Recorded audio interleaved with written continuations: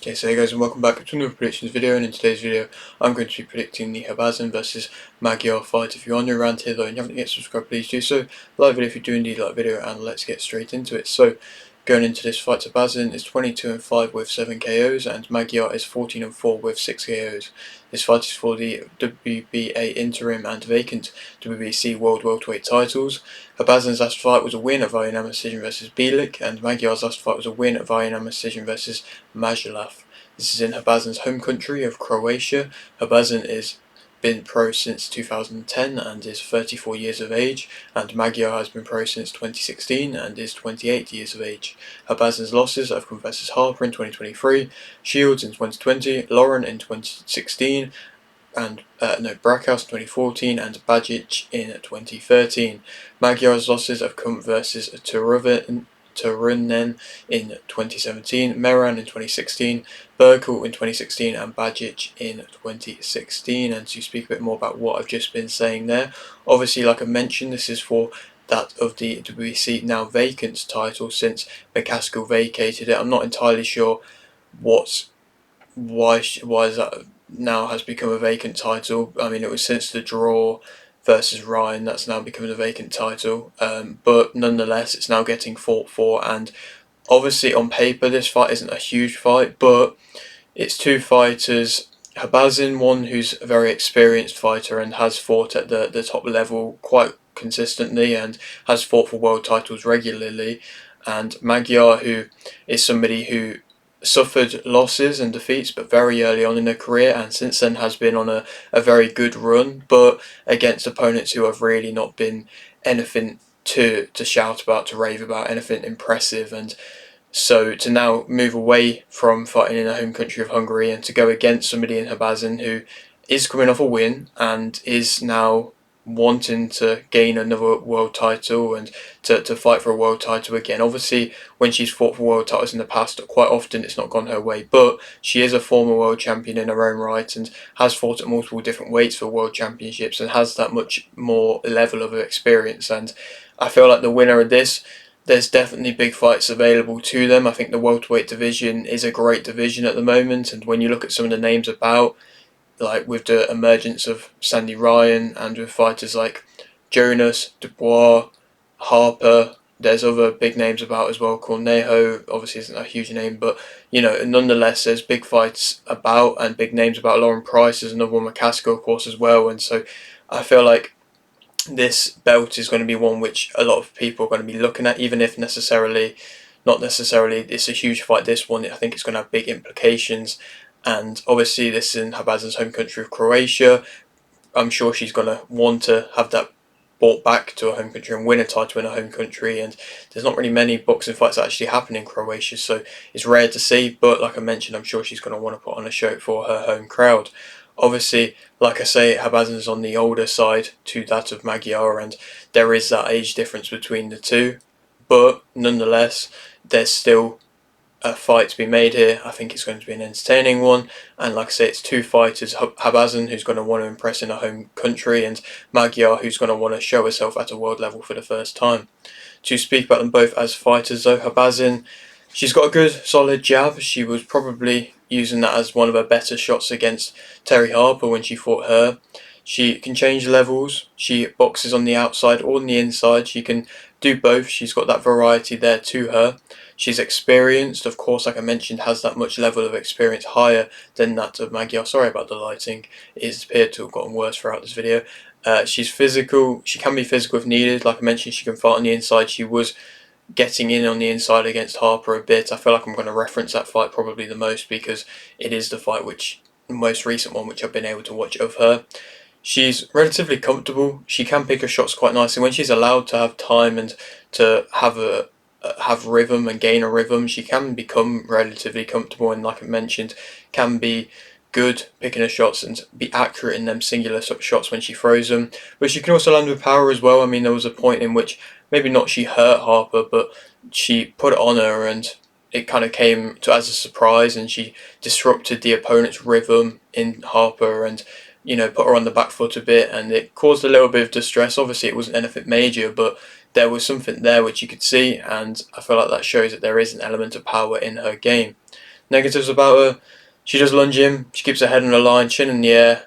Quite common things that you see, defensive errors and things like that, and they're definitely there. The speed, she definitely didn't have much speed. She can jump in with a jab every so often, which is one of the more explosive shots she has, but like actual movement, speed wise or anything like that, she's not overly fast.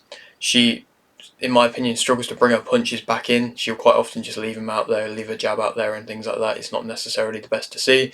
She drops a guard often and regularly, and that's what she can get caught because she's doing quite a lot. She can stand straight on, and that can mess up her balance and show her poor footwork at times, and it's two common negative things that you don't want to be seeing. Throwing in bunches, I don't feel like necessarily that is her best of game plans. I feel like she can do it well if she's able to have time to do it, but sometimes she'll just throw in bunches to try get somebody off of her, or to try to counteract an opponent also throwing in a combination, but then it's just messy, it's sloppy, and there's not really much to it. Also, planting her feet, I don't feel like it's something which is an attribute of hers, which is anything incredible. Like I mentioned, footwork, balance, standing straight on, all them type of things kind of lead to when she plants her feet.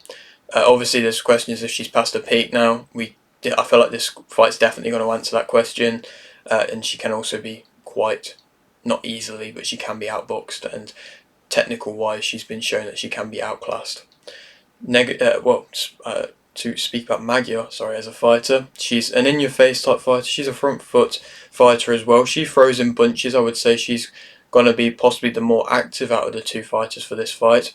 She's physical. She'll get you on the ropes. Obviously, like I mentioned, Habazin can be physical in her own right and can fight off the front or the back foot. She can be in close on the outside, and so I don't feel like any of them problems will affect Habazin too much. She will let her hands go. She can overwhelm opponents, but like I've kind of mentioned now, I don't feel like she necessarily will be able to do that to Habazin.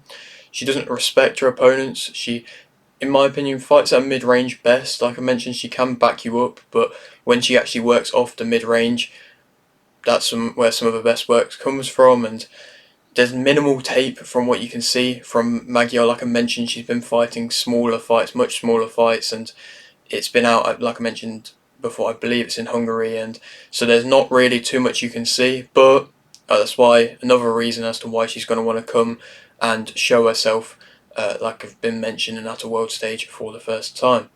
Magyar negatives: accuracy. I feel like Habazin is the much more accurate out of the two, even if necessarily it's just the single shots that are working their best. Habazin, Magyar's accuracy can be quite poor at times. She also lunges in. She hasn't really got too much of a defence. She's probably got a higher guard than that of Habazin, but other than that, not really too much of a defence.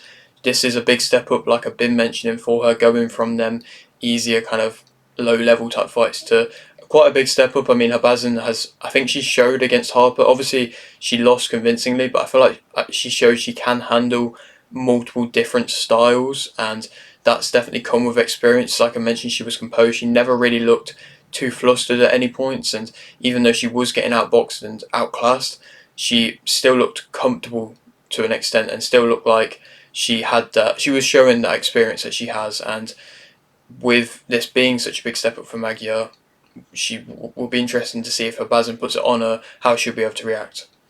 The technique of punches in Magyar isn't always amazing. Sometimes they can come in from weird angles, which isn't always a bad thing, but they just don't look nicest, the cleanest, and that can link to the accuracy at points as well. She can tire.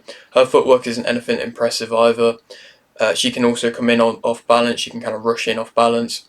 Finding range, it's something that's not overly incredible from her compared to that Habazin, who I feel like can find range quite well.